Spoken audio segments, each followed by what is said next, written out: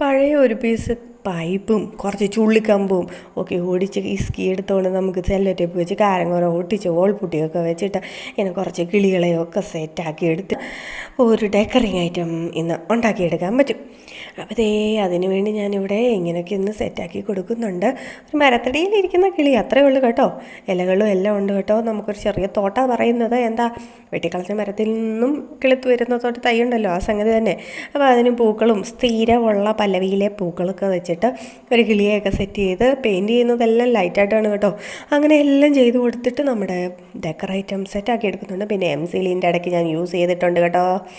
അപ്പോൾ അത് കാണിക്കാൻ വേണ്ടിയാണ് ഞാൻ അടിഭാഗം കാണിച്ചിരുന്നത്. ഡാർക്കായിട്ട് ഇവിടെ വരുന്നത് ചുണ്ടുകൾ മാത്രമാണേ. അപ്പോൾ ഐറ്റം ഇഷ്ടമായെങ്കിൽ വീഡിയോ ലൈക്ക് ചെയ്യാനും ചാനൽ സബ്സ്ക്രൈബ് ചെയ്യാനും ആരും മറക്കരുതേ.